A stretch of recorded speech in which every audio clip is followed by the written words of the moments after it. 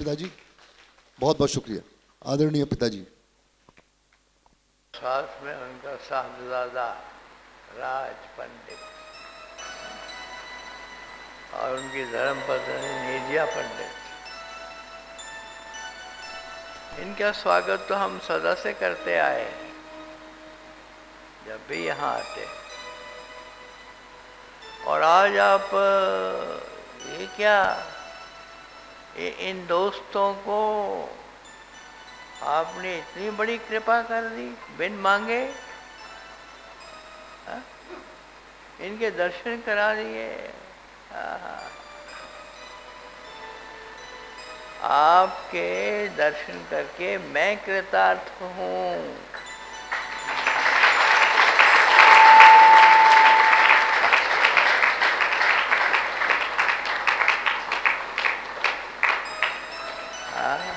बताऊं,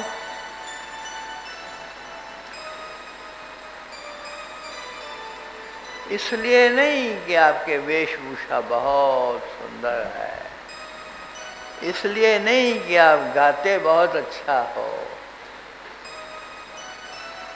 इसलिए भी नहीं कि आप बजाते बहुत अच्छा हो, इसलिए भी नहीं कि रंग बिरंगी पोशाकों में मुझे बड़े सुंदर लग रहे हो, बल्कि इसलिए कि आप मीरा के प्रदेश से आए हो।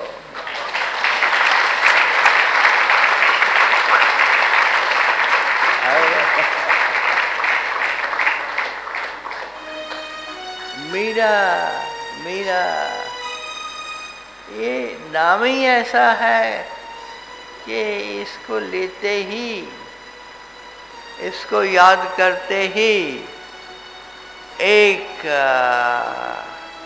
रस घुलने लगता है अंतःकरण में, अंतःकरण। एक बरसात हो जाती है आशीर्वाद की। वो मीरा, वो अपनी मीरा भूल गए? अरे भूल गए हो अपनी मीरा। अभी भी उसकी आवाज सुन लो जाके। ओ रेगिस्तान के टीलों पे, वो नीचे घाटियों में जहाँ धूल उड़ती है, रेत उड़ती है, जहाँ वो एक तारा बजाती हुई वो मीरा। मारे तो गिरधर गोपाल दूसरों न कोई। क्या बात है, ऐसी भक्ति की लहर जो इंसान की पुष्टों को रोगों से और सारी तकलीफों से, सारे कष्टों से हमेशा हमेशा के लिए मुक्त कर जाए, ऐसा नाम है वो, ऐसा रस है उस नाम में। और वहाँ से पधारे हैं हमारे ये बड़े प्यारे गायक, इनका आपने अभी गायन सुना, कितना बढ़िया। ये राज के नेतृत्व में, राज के साथ इन्होंने परफॉर्म किया और अच्छा लगा।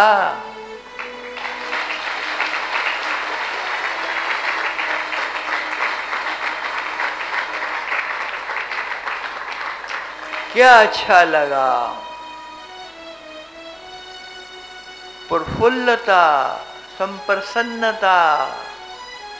देखो देखो रंग कितने, गिनोगे रंग कितने कितने रंगों के पोशाक पहने हुए। रंग ही है, जिंदगी रंगों से बनी है, इस संसार रंगों से बना है। जहाँ रंग खो गए वहाँ जीवन खो गया। ये रंग, ये कितने लुभावने रंग हैं। प्रफुल्लता, प्रसन्नता, इनके पांव थरक रहे हैं और थिरकन है इनके हाथों में भी। मैं देख रहा था, इन्होंने उठ करके नाच नहीं नाचा, नहीं तो लग रहा था नाच ही नाच रहे हैं और साथ में गा भी रहे हैं। जहाँ नाच है, जहाँ गायन है और जहाँ मुस्कुराहटें हैं, जहाँ खिलखिलाहट करके कोई हंस रहा है, वहाँ रुक जाना, वहाँ झुक जाना, वही तुम्हारा परमात्मा है।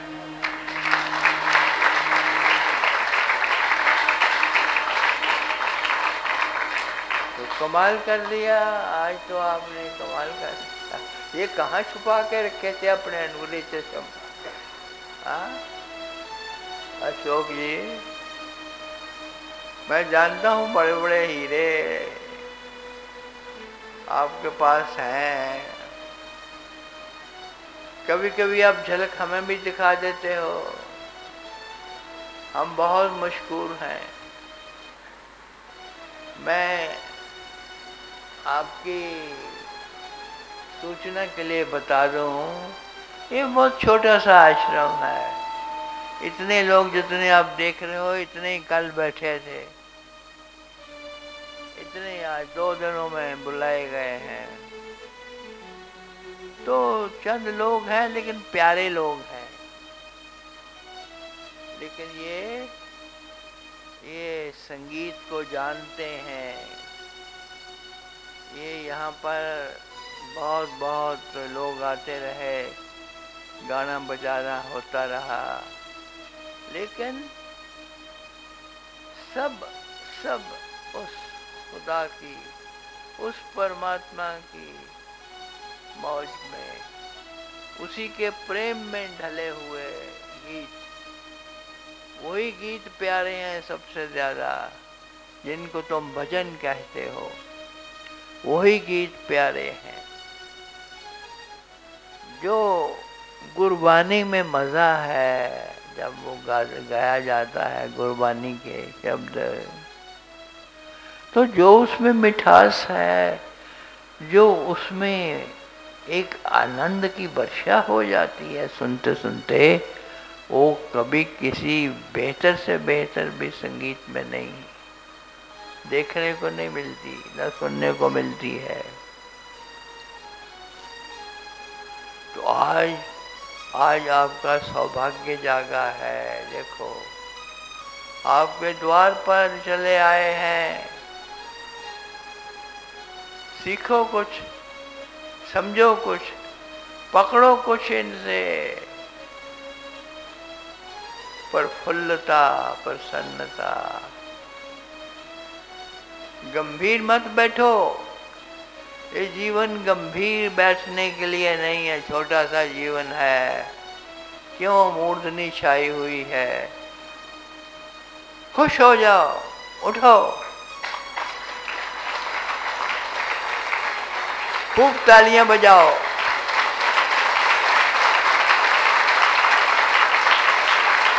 आपके देखो,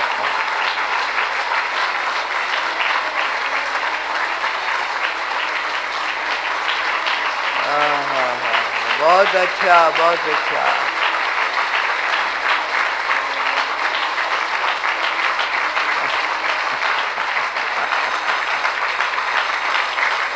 जहाँ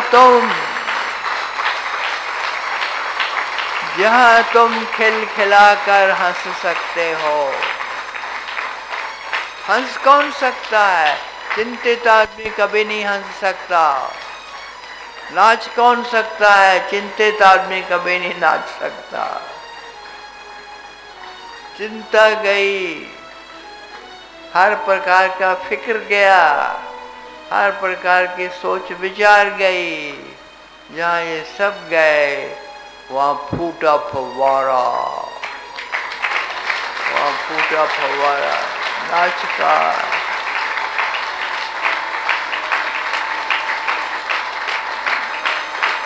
वही मैंने एक ही पहचान बनाई हुई है कि जहां पर लोग हंसते हैं, मुस्कुराते हैं,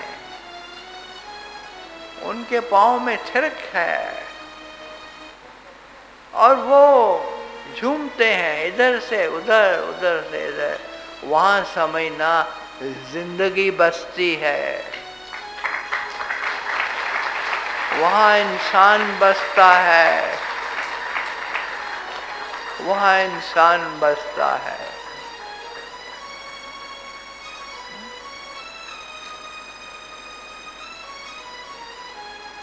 आज आए हमारे ये मित्र, खोए हुए मित्र कहाँ के? हम मिल चुके हैं पहले, ऐसे नहीं हो सकता अब ऐसे ही आ गए, पूछो राज से।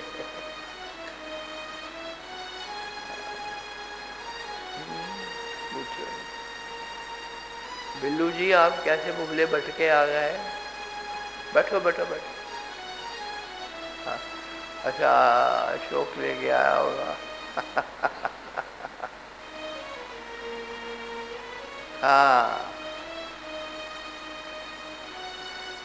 हमारे आचार्यों का गुणगान किया माँ ने, वो भी पधारे हैं। और मुझे सबसे ज़्यादा खुशी तो ये है कि आज याद दिला दिया, आज पन्ने खोल दिए आपने। आज आपने राजस्थान के उन टीलों के, मैं खुद कितना भटका हूँ वहाँ, मेड़ता ही नहीं, मेड़ता के वो दूर दूर दूर दूर दूर दूर दूर तक और रणभूमियाँ सारी वहीं। बड़े प्यारे टीले हैं वो, जब सूर्य चमकता है तो दूर दिखाई देता है जलाशय, पानी दिखाई देता है कि बहुत बड़ा तालाब होगा या बहुत बड़ा कोई सागर होगा। पास जाओ तो सागर और आगे सरक जाता है, और आगे सरक जाता है, और आगे सरक जाता है। वो सागर कभी ना मिला, आज तक कभी ना मिला। आप जितना आगे जाते हो सागर उतना ही आपसे आगे चला जाता है, वो फासला कम होता ही नहीं।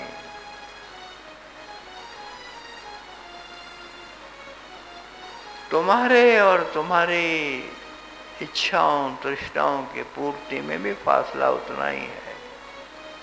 कितना कोशिश कर लो पूरा करने की, कितना कोशिश कर लो इच्छाओं को पूरा करने की, और इच्छाएं सिर उठाएंगी और उठाएंगी और उठाएंगी।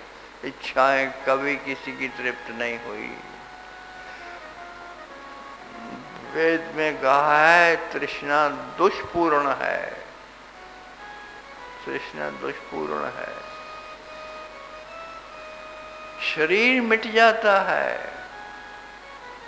कई शरीर मिट गए, तृष्णा न मिटी। तुम्हारी कामना न मिटी। लेकिन तुम्हें आज मैं एक छोटा सा गौर बता दूं, कई बार बताया है, कई बार बताया है, जानकार जो है वो जानते हैं कि तृष्णा को कैसे आसानी से पूरा कर लेना, अपनी इच्छा को कैसे जो तुम चाहते हो तुरंत पूरी हो जाएगी, तुरंत पूरी हो जाएगी। हाँ? कितनी बार बताया है, किसी को पता नहीं याद है, नहीं याद है, आधे अधूरे सुनते हो, भूल जाते हो।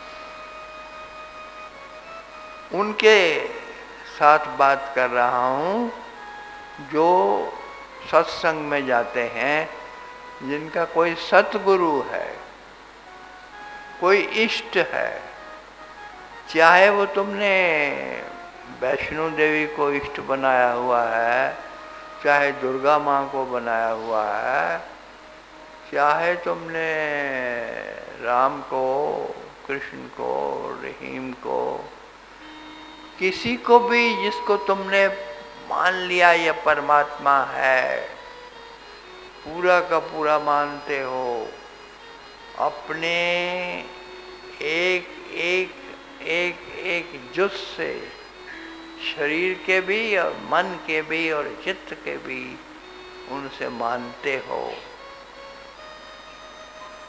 अंतरात्मा के कण कण से मानते हो, उसी को ही मानते हो, अपने को नहीं मानते। याद रखना, दो चीजें नहीं कभी भी चलेंगी ये, अपने को भी मानो और इष्ट को भी मानो ना। यहाँ भूल हो गई, यही भूल हो रही है कि तुम अपने को मानते हो, साथ में अपने सतगुरु को मान लेते हो। दो नहीं, यहाँ दो ही कहे तिन्ही को दोज़ख जिन नाहन पहचाना, दो नहीं चलेंगे। जो स्वयं मिटा और केवल अपने इष्ट को, अपने सतगुरु को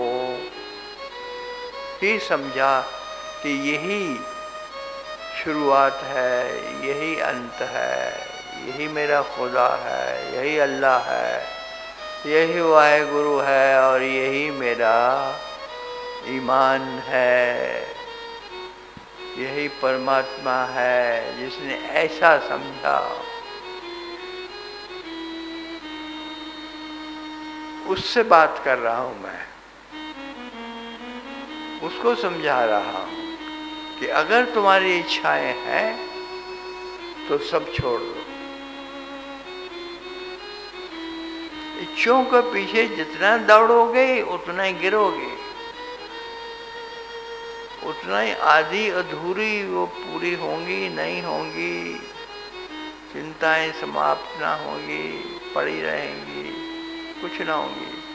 उनको पूरा करने का सीधा साधा छोटा सा सबक है।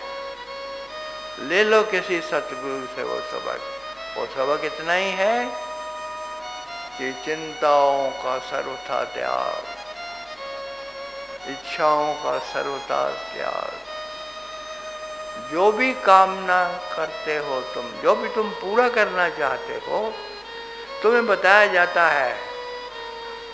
आजकल बहुत वो चले हुए हैं ना, वो जो तुम्हें दिया जाता है सबक,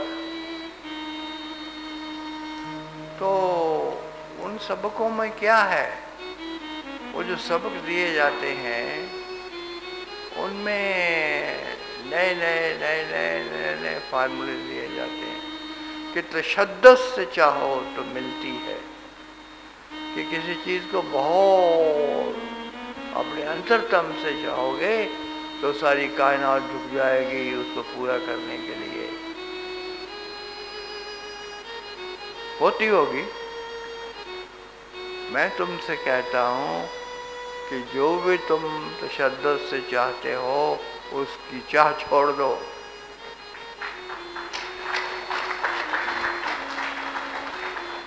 हौसला नहीं करने का, करके देख लो। हाथ कंगन को आरसी क्या, थैली पे सरसों जम सकती है, करके देख लो। जो भी तुम्हारी इच्छा है, बड़ी गहन तुम पूरा करना चाहते हो, रात से पहले पहले उसको छोड़ दो। सुबह प्रभात का सूर्य उगते उगते वो पूरी हो जाएगी वो पूरी हो जाएगी। ये चमत्कार देखो, ये चमत्कार कैसे घटता है। तुमने कायनात को सौंप दिया, तुमने परवरदिगार को सौंप दिया,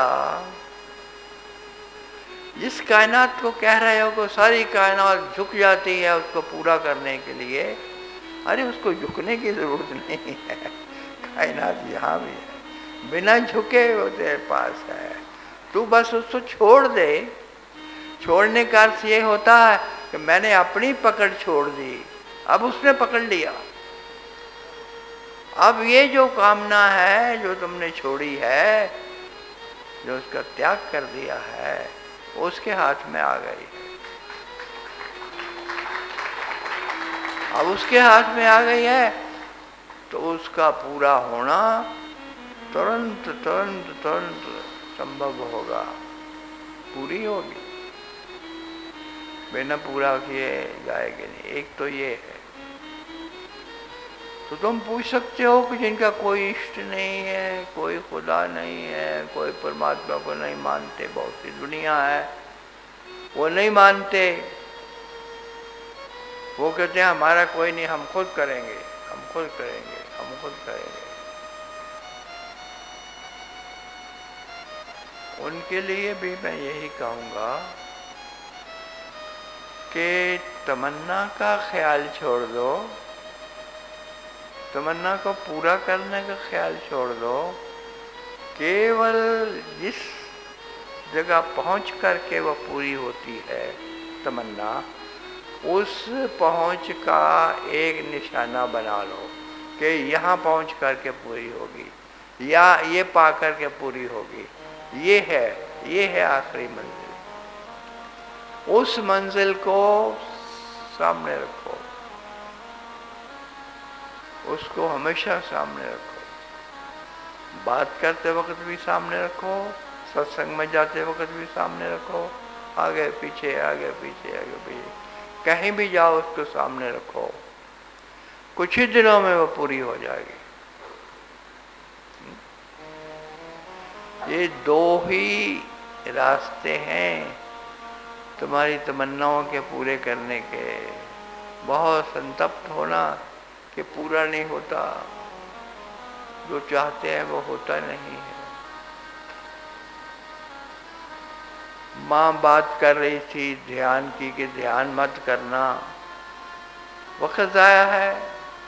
मैंने पिछले से 2 सत्संग पहले मैंने कहा भी था कि मेरा हाल देख लो, ध्यान करके क्या मिलेगा, क्या मिलेगा, मत करना ध्यान। तो माँ ने दोहरा दिया, लेकिन जरूर लगा रहता है साथ। लेकिन क्या होगा, कुछ भी नहीं है। लेकिन क्या है? लेकिन ये है कि थोड़ा सा अगर काम करो तो ध्यान की जरूरत नहीं है। क्या काम है? सुबह शाम 2 वक्त 20-20 मिनट निकालो। सुबह के 20 मिनट, शाम के 20 मिनट। शाम को संध्या के समय, सुबह भी वही संध्या का समय जो जहाँ प्रभात और रात मिलते हैं। रात चली गई है, प्रभात आई नहीं है। वो जो सुबह का समय है ब्रह्म मुहूर्त का, उस समय में या शाम को, रात आई नहीं है, दिन अभी पूरा गया नहीं है, जाने को है, वो संधि का समय जहाँ 2 समय मिलते हैं, वहाँ वो 2 समय चुनो, 20-20 मिनट कम से कम। और उन समय में एकांत बैठ जाओ, एकांत, जहाँ कोई ना हो, सिर्फ आप हो, शोर ना हो। शोर है तो कानों में दे लो, कुछ ब्लॉक दे लो, प्लग दे लो, और एक आसन में बैठो। चाहे सुखासन हो, चाहे चौकड़ी मार के बैठ जाओ, चाहे ऐसे बैठ जाओ, मेरी टांगें नीचे हैं, मेरे पैर नीचे हैं, ऐसे जैसे कुर्सी पे बैठते हो, चाहे वैसे बैठ जाओ। चाहे पद्मासन में बैठ जाओ, सिद्धासन में बैठ जाओ, लेकिन रीढ़ की हड्डी सीधी रहे, पीठ सीधी रहे, जहां भी बैठो सीधी रहे। सीधी नहीं रख सकते, सहारा ले लो, सहारा ले लो, ऐसे सहारा लेके बैठ जाओ और आंखें बंद कर लो। आंखें बंद इस आसन में बैठ जाओ 20 मिनट के लिए और अपनी सारी वृत्तियां, अपना सारा ध्यान, अपना सारा अवधान यहाँ ले आओ। दोनों भावों के बीच में त्रिकुटी के मकाम पर माँ ने जिस सेवा की बात की है वो 20 मिनट से कहे 20 मिनट से खराब नहीं होगी। सिर्फ 20 मिनट ही निकालने हैं सुबह और शाम को, बाकी सब समय सेवा को दे दो। उन 20 मिनटों में क्या करना है? यही करना है कि शांत बैठ जाना है, रीढ़ की हड्डी को सीधा रखना है, आंख को बंद रखना है, आसपास शोर ना हो और अपने सारे अवधान को यहाँ इकट्ठा करना है। दोनों भावों के बीच में त्रिकुटी के मकाम पर या तीसरा नेत्र जिस जहाँ कहा जाता है या तृतीय नेत्र या प्रज्ञा चक्षु, ये कई बार बताया, एक बार फिर सही। यहाँ पर ध्यान लगाना क्या? सारे ध्यान को यहाँ इकट्ठा कर लो। कुछ नहीं करना, कोई मंत्र जाप नहीं दिया आपको, किसी को देखना नहीं है, कोई फोटो नहीं है आपके सामने, बस आपने केवल अपने ध्यान को इकट्ठा करके यहाँ रख दिया और कुछ नहीं करना। यहाँ जो पाइनियल ग्लैंड की जो अपनी अट्रैक्शन है वो आपके अवधान को वैसे ही खींच लेती है अपनी तरफ। छोटे बच्चों को सोते हुए देखा होगा, अभी बहुत छोटे बच्चे हैं, अब नए नए आए हैं ना पीछे से, तो उनकी आंखें ऊपर ही चली रहती, यहाँ रहेंगी। तो इनने इस स्थान पर टिके रहो 20 मिनट। एक शर्त निभा सको तो चंद ही दिनों में आनंद की वर्षा होने लगेगी, चंद ही दिनों में मॉनसून आ जाएगा आनंद का। क्या वो क्या है? वो ये है कि उन 20 मिनटों में कोई ख्याल ना आए, कोई भी विचार ना आए, कोई भी विचार ना आए। अगर विचार आता है तो फिर से 20 मिनट शुरू होंगे, कोई विचार आ गया तो छोड़ दो, फिर से 20 मिनट शुरू होंगे।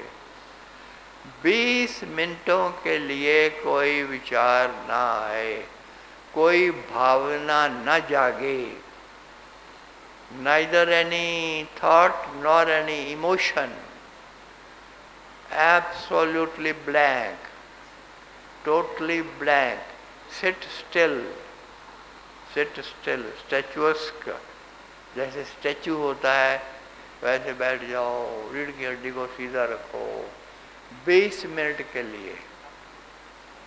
20 मिनट बाद उठ जाओ। थोड़े ही दिनों के इस अभ्यास से अगर आपने वैसे किया जैसे मैंने बताया है तो आपकी इच्छाएं जागते उठते सोते सब पूरी होने लगेंगी।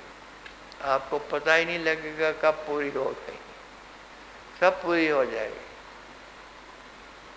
और कितने तरीके बताऊं? ये सीधे मारेगा, उलझने की जरूरत नहीं जिंदगी में, सब पा सकते हो, सब पा सकते हो, सब मिल सकता है। इतना ही बस ऐसे यहाँ तो हाथ भी नहीं बढ़ाना, हाँ तो वैसे देखना, उसकी तरफ मिल जाएगा, उसकी तरफ देखना है मिल जाएगा, उसकी तरफ देखना है मिल जाएगा। इतना कर लो। तो माँ का जो सेवा का मंत्र है तो वो भी आपने साध लिया और ध्यान की वो शक्ति भी पाली जिसमें आपकी इच्छाओं की पूर्ति होती है। और बहुत से प्रश्न तुम उठाते रहते हो, जिनमें से एक खास है प्रश्न तुम्हारा कि महाराज जी मेहनत बहुत करते हैं, इंद्र अग्रवाल जी आप दिखाई नहीं देते, नीचे छिप के बैठ जाते हो। तो वो बहुत मेहनत की, बहुत मेहनत की, बहुत मेहनत की, कामयाबी हासिल नहीं हुई, सक्सेस नहीं मिली।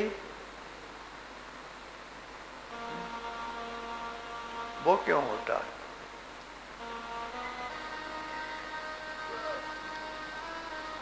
उसके लिए दो तीन मैं बातें कर सकता हूँ।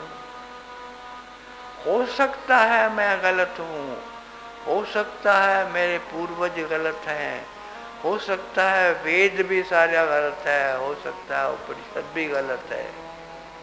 मैंने किसी का ठेका नहीं लिया हुआ, लेकिन तुम्हें बताता हूँ जो बता सकता हूँ, जो बता सकता हूँ तुम्हें बताता हूँ। पहले भी बताता आया हूँ, कई बार बताया, फिर दोहराता रहता हूँ कि शायद भूल गए हो, फिर दोहराता रहता हूँ, फिर दोहराता रहता हूँ।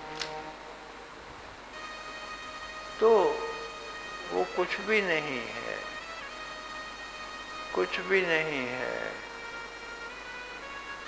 बहुत मेहनत की है, मिला नहीं। उसके लिए कुछ शर्तें हैं। मेहनत करो, लेकिन मेहनत की कामयाबी के लिए कुछ शर्तें हैं। कुछ शर्तें हैं। क्या शर्त है? पहली शर्त क्या है? क्षमा। तुम कहोगे क्षमा का मेरी सफलता से क्या ताल्लुक? क्षमा, मुआफी, जिसको माफ करना कहते हैं, कि उसको माफ कर दिया, उसकी गलतियां थी, हमने माफी दे दी। तुम जानते नहीं, क्षमा के ऊपर हमने बहुत काम किया है और अंततोगत्वा यही पाया है कि जिसके जीवन में क्षमा है उसके जीवन में परमात्मा का प्रसाद है। क्षमा, तुम क्षमा नहीं कर पाते। किसी ने कुछ कर दिया, टेढ़े के टेढ़े रहोगे, टेढ़े के टेढ़े रहोगे। तुम क्षमा नहीं कर पाते हो। अभी कोई हमसे मिले थे, मैंने उनको भी क्षमा नहीं किया। क्षमा इंसान करता नहीं है, बड़ी मुश्किल पड़ती है। क्षमा का अर्थ है भूल जाओ। परमात्मा कितना क्षमा करता है तुम्हारे पापों को। अगर वो पापों की सजा देने लगे इंसान को, तो इंसान तो जेल में ही रहे, हमेशा सजाई भोगता रहे, वो तो कभी भी बाहर नहीं आ सकता। इतनी लंबी फरिश्त है पापों की। पाप इतने हैं कि किस किस की सजा भोगोगे। परमात्मा एक ऐसे ऐसे करके सब पाप तुम्हारे माफ कर देता है। पिछले भी माफ, अगले भी माफ। सुख दुखे समय कृत्वा लाभा लाभौ जया जयो ततो युद्धाय युज्यस नैवम पापम अवाप्स्यसे। वो कौन सी आवाज थी जिसने ये कह दिया कि ये कुरुक्षेत्र के मैदान में कितने लोग खड़े हैं, सबका वध कर दे, तुम्हें कोई पाप न लगेगा। वो किस आधार पे कह दिया कि तुम्हें कोई पाप न लगेगा? नैवम पापम अवाप्स्यसे। यहाँ पाप करते हैं, बाद में है सजा, पहले मिल जाती है। ये जो दुख आज है इंसान को जीवन में, ये क्यों है? ये पाप के कारण है। एक ही कारण है दुख का, चिंता का, बीमारी का, लाचारी का, और वो है पाप। उनके पीछे पाप खड़ा है, तभी तुम्हें सजा मिल रही है, तभी तुम्हें दुख है, तभी दुख है। तो पाप गया तो दुख गया, सब गया। तो पाप को कैसे भेजोगे, कैसे उससे निजात पाओगे?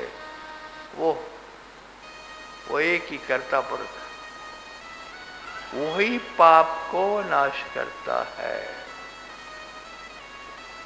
हम त्वा सर्व पापेभ्यो मोक्षयिष्यामि मा शुचा।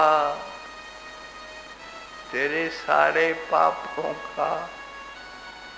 का मैं आग अग्नि बना के, ईंधन बना के जला दूंगा, जल जाएंगे, उनकी कोई निशानी भी बाकी नहीं रहेगी।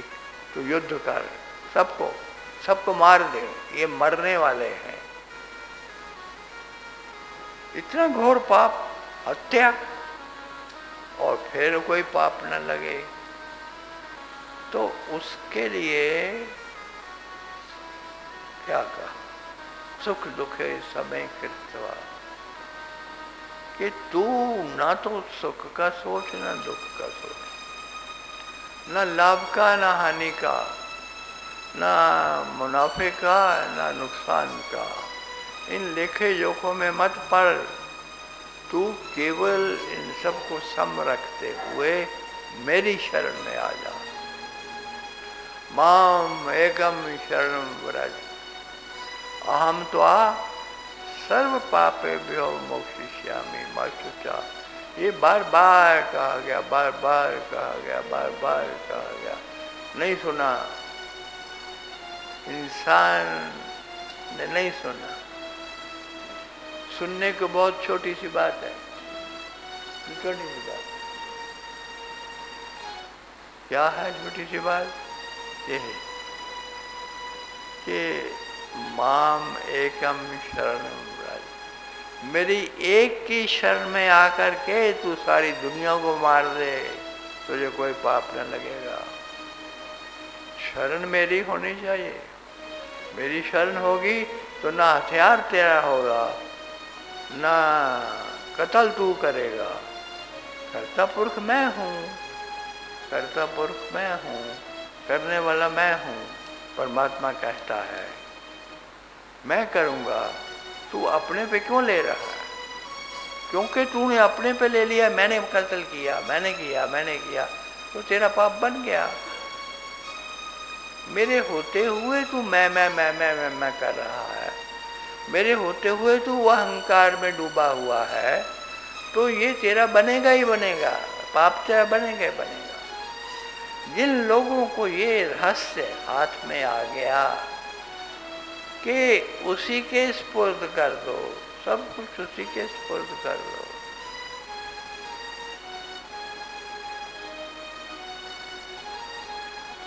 वो परमदयाल जी ने मुझे एक बार कहा था मानवता मंदिर होशियारपुर में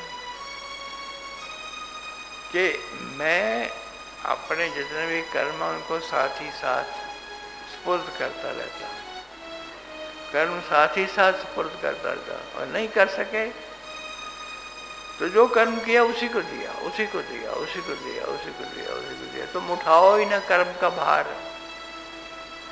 कर्म का भार उठाओगे नहीं, तुझे पाप लगेगा नहीं, तू मुक्त है। सर्वेदादि सर्व काल में तो मुक्त है। मुक्तेवासी सर्वदा, कितनी बार कहा मैंने, मुक्तेवासी सर्वदा। तू सदा से मुक्त है और मुक्त रहेगा। बंधन में क्यों जबरदस्ती अपने आप को बांध रहा है? क्यों जाल के अंदर जाके फंस रहा है?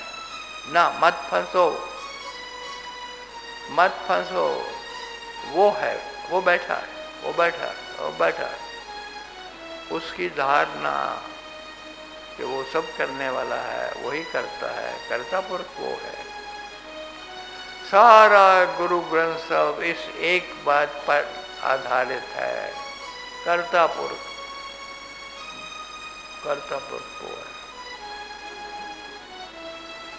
एक ओंकार सत्यनाम कर्ता पुरुष, निर्भव निर्वैर,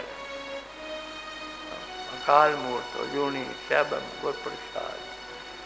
जो सबसे पहला उद्घोष गुरु नानक देव जी महाराज का जो सबसे पहला उद्घोष है वो क्या है? कर्ता पुरुष। जब करने वाला वो है, तू समझ जा, हजार गलतियां करके समझ जा, ठोकरें खा के समझ जा, कर्ता पुरुष वो है। इसलिए अगर कोई काम हो भी जाता है इस गफलत में कि मैं कर रहा हूं, तो करते ही उसको सौंप दिया करो, तो क्या ये तो आपका ही था, मैंने गलती की, मैंने अपना समझ लिया, भूल हो गई, प्रभु क्षमा करो यार, ये कर्म आप। कितना आसान पाप तू करता है और कंधे किसी पे लटका देता है। कत्ल करके वो छुरा दूसरे के थैले में घुसोर दिया कि वो पकड़ा जाएगा। पकड़वाते अपने परमात्मा को, वो कहता मैं पकड़े जाने के लिए तैयार हूं, तो मुझे दे दे, तो मुझे दे। ये उनके साथ होता है, ये उनके साथ घटना घटती है। क्षमा, मैंने कहा सबसे पहले क्षमा। भगवान कृष्ण का ही जीवन देख लो, इतना कुछ होते हुए, इतनी शक्तियां होते हुए, उन्होंने लोगों के उल्हाने सहे, गालियां सही, सहते रहे, किसी को उत्तर नहीं दिया। वाह वाह वाह। शिशुपाल की 100 गालियां माफ, वाह वाह, बोल दिया माफ करेंगे, लेकिन एक हद तक कह भी दिया कि 100 से आगे नहीं माफी। जब बेइज्जत किया गया दुर्योधन ने अपने वहाँ युधिष्ठिर के वहाँ उसके दरबार में हस्तिनापुर में, दुर्योधन ने बेइज्जत किया, हथकड़ियाँ लगा ली, उसको गिरफ्तार कर लिया कृष्ण को। कृष्ण कौन था? दूत था, दूत को वैसे भी नहीं पकड़ सकते, शांति दूत था, वो सुलह करवाने आया था कि मत लड़ो दोनों। और कृष्ण जैसा चित्त कभी युद्ध न चाहा, उन्होंने कभी युद्ध नहीं चाहा, उन्होंने यही कहा कि शांति शांति शांति, हर बार शांति का प्रस्ताव लिया। उस वक्त भी शांति का प्रस्ताव लेके गया, दूत बन के गया और निहत्थे गया। उन्होंने कहा भी निहत्थे जा रहे हो, अरे मैं तो दूत हूं, दूत को कुछ नहीं होता, दूत के ऊपर कोई चोट नहीं मारता। लेकिन दुर्योधन वो बड़ी टेढ़ी चीज से बना है और उसने पकड़वा लिया उसको, वहीं गिरफ्तार कर लिया। और फिर परमात्मा सामने आता है, फिर भगवान कृष्ण सामने आता है, फिर वो दूत का पहरा छोड़ करके वो कहता है मुझे पकड़ोगे पकड़ लो। भगवान विष्णु का रूप, परमात्मा का साक्षात रूप, कैसे पकड़ोगे? तो वो सब पता है आपको, आपने देख रखी हैं ये महाभारतें और कई कुछ अनेकों अनेकों बार। मोटी बात यही है कि बार बार क्षमा, हर बार क्षमा, हर बार क्षमा। अगर गांधारी ने श्राप दिया कृष्ण को तो कृष्ण ने क्षमा किया, हाँ मैं श्राप लूंगा, और वो श्राप निभाया, लिया। वो लिया अपने ऊपर, जबकि वो सर्वशक्तिमान थे, उनको लेने की जरूरत नहीं थी, लेकिन नहीं लिया, मर्यादा का पालन किया। तो क्षमा, हर स्थान पे क्षमा, कहाँ कहाँ देखोगे। हमारे यहाँ बुद्धिज्म, तुम ये जो मोदियों का बुद्धिज्म है उसमें तो क्षमा प्रधान है, जैनिज्म में क्षमा प्रधान है, हिंदुओं में भी क्षमा प्रधान है, और क्षमा के सिवा कुछ नहीं है। अगर क्षमा तुमने धारण कर ली, यही इसको, ये जो राजा जनक है उसको सबक देते वक्त उसका गुरु उसको यही कहता है, क्षमा राजन, क्षमा करोगे तो जल्दी परमात्मा को पालोगे, तो वो आनंद जल्दी उतर आएगा, तो तुम्हारी इच्छाओं की पूर्ति तुरंत होने लगेगी। सबसे पहले क्षमा है, जीवन में क्षमा धारो, क्षमा धारो। तुम्हारा नुकसान हो गया बहुत बड़ा, अरे मैं तो बदला लूंगा, ये कैसे हो सकता है? बदला लेके छोड़ेंगे, इसने मेरा नुकसान किया है, मैं इसका दोगुना नुकसान करूंगा, तब तक चैन ना पड़ेगा। ये भाषा बोलने वाले लोग हमेशा दुखी रहेंगे। ऐसी भाषा बोलने वाले, ऐसा सोचने वाले लोग हमेशा तपते रहेंगे, गलते रहेंगे, जलते रहेंगे उस आग में, अग्नि में। इसलिए बचो, क्षमा, आर्जव। और दूसरी बात है आर्जव। आर्जव है कि आप इनोसेंट, जो आदमी बहुत भोला है, मैं उसकी तरफ बहुत जल्दी खिंच जाता हूँ, खिंच जाता। परमात्मा कहता है मैं उसकी तरफ अपने आप खिंचा चला जाता हूँ।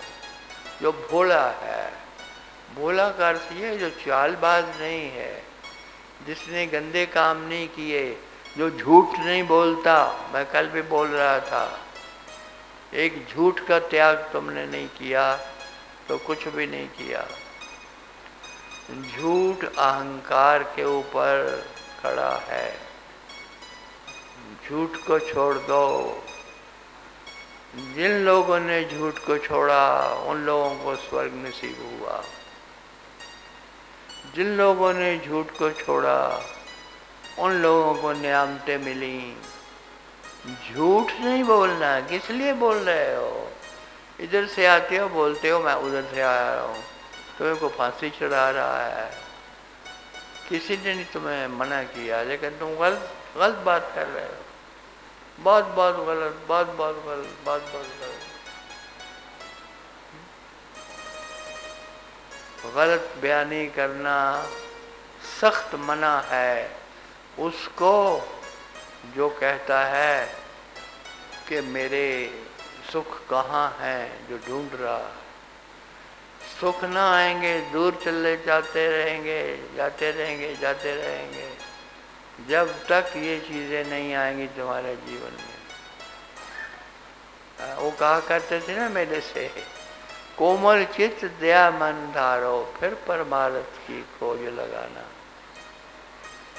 कि चले तो हो परमार्थ के लिए, चले तो हो तो मुक्ति मिल जाए, मोक्ष मिल जाए, चले तो हो ध्यान बन जाए, ध्यान में बैठा दो महाराज जी।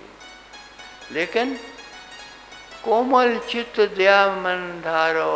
अरे अगर चित्त में कोमलता नहीं है, क्षमा नहीं कर सकते लोगों को, करुणा नहीं है, दया नहीं है, जहाँ दया तहाँ आप। परमात्मा को अगर देखना हो, पाना हो, कहाँ है, तो वहाँ होगा जहाँ दया का सागर है। जहाँ दया का सागर है वहाँ परमात्मा खड़ा मिलेगा। दया दया दया। मैं दया के ऊपर बहुत बोला हूँ, टेप के टेप बोल दिए, आप सुनते रहो घर में जाके। किस लिए बोला? तुम्हारे लिए। कहा दया को उतरने दो जीवन में, करुणा को उतरने दो जीवन में, एक निरीह इनोसेंस, एक भोलापन आने दो, और जब आने दो फिर देखना क्या होता है। ये अमृत हैं, इनको ग्रहण करोगे तो अमृत को प्राप्त होगे, तो मौत को भी जीत सकते हो। ये चीजें जरूरी है। प्राथमिक चरण भूल गए और उधर जंप कर रहे हो, ध्यान नहीं बनता, ध्यान नहीं। अरे पहले चरण तो पूरे किए नहीं, पहले चरण पूरे करो तो वो सब पूरे हो जाते हैं, अपने आप हो जाते हैं। तो फिर भक्तों को बुलाया, गायकों को बुलाया, अशोक जी आपने, इनको तो बहुत बड़ी सभा में ले जाओ, ये तहलका मचा देंगे। सूचनाएं लेके आए हैं वहां से, जहाँ की सूचनाएं सुनने के लिए हम बेताब रहते हैं।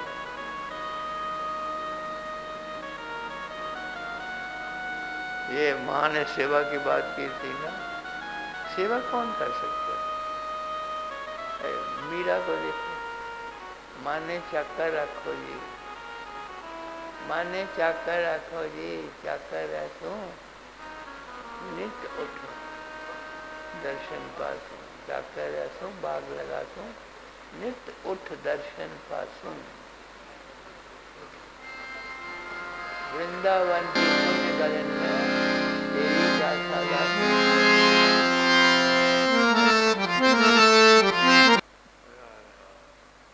भोजन तैयार है, भोजन तैयार है, ठंडा हो रहा है, गरम गरम खाओ। हाँ वो कर देते हैं, वो इधर ना आचार्य जी, ज्योति रानी,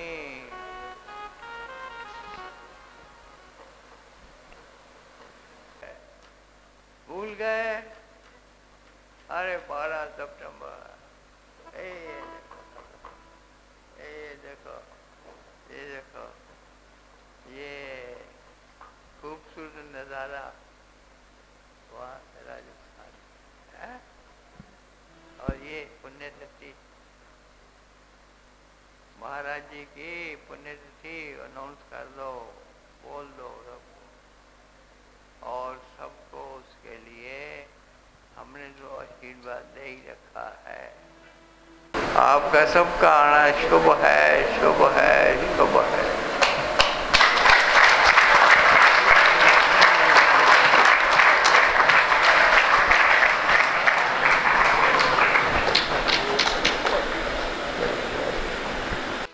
चरण शरण की वंदना नित, कोई और न काम। गुरु बसो चित आए मेरे, बख्श दो निज नाम। तेरी शरणागत हुआ अब, किसकी राखों आस। आस तो तेरी दया की, जग से रहूं उदास। रूप ध्याऊं, नाम गाऊं, शब्द राता मन। आठों याम तेरा ही सुमिरन, भाग्य मेरा धन। शीश पर निज कर कमल धर, लिया चरण लगाए। पतित पापी तर गए बाबा, शरण तेरी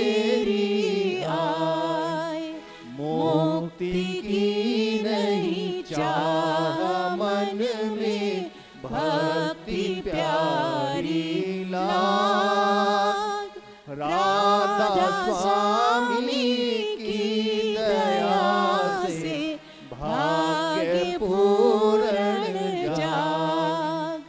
चरण शरण की वंदना नित कोई और न काम। गुरु बसोचित आए मेरे बख्श दो निज नाम। दाता बख्श दो निज नाम। सतगुरु बख्श दो निज नाम। बोल सतगुरु महाराज की जय। बोल गुरु माँ जी की जय। आज के आनंद की जय। सच्चे दरबार की जय।